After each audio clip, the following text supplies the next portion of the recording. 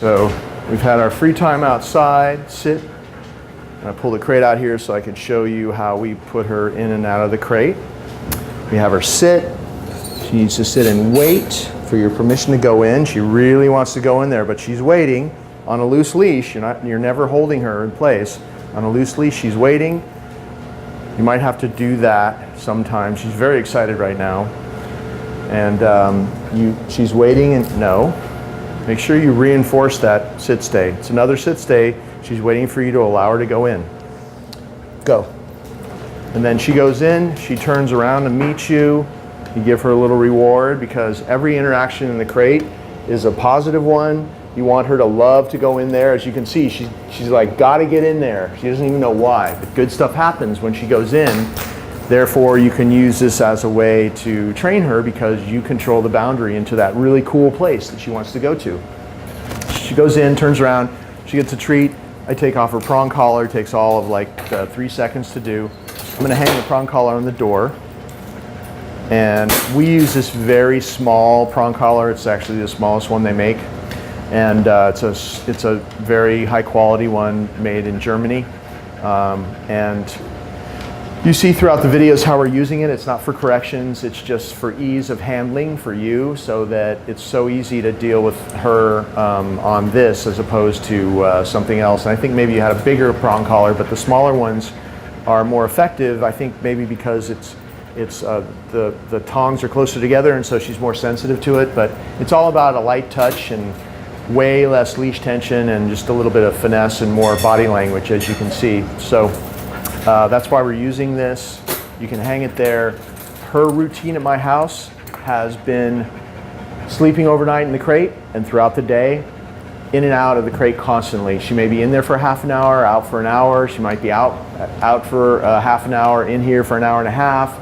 But throughout the day, like in and out of the crate 5 or 6 times, and then sleeping overnight. So plenty of time outside, but going in the crate, it's always the way you see me doing it. We have her wait, we make sure that she really follows the rules, she really has to wait while we open the door, and then we allow her in, and then when we're gonna take her out, she needs to wait while the door's open, and if she does that, you can give her a reward, good, like that. If she tries to come out, nope, give it a slam like that.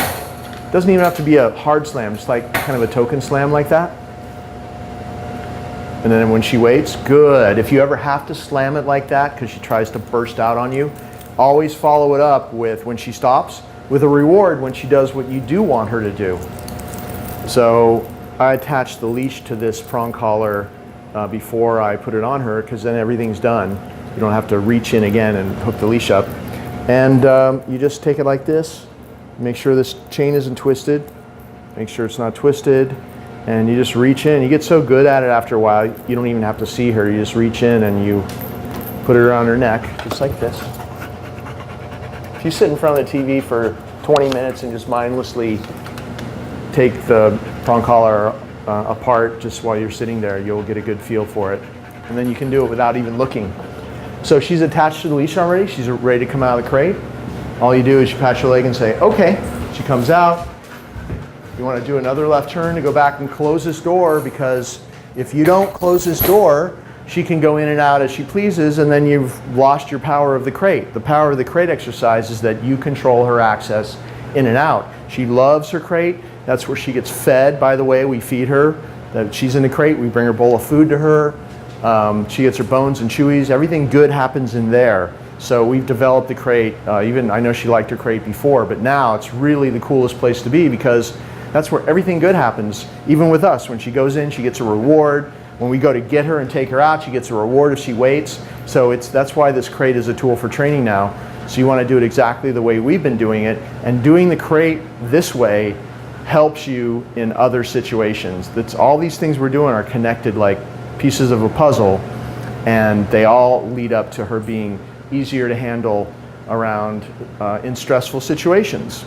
And when you see other dogs in the street, or when she's around a stressful environment. So you want to do this just like you do the mat and all the other things, and it all helps for your to get to your general goal of her being easier to handle. Okay.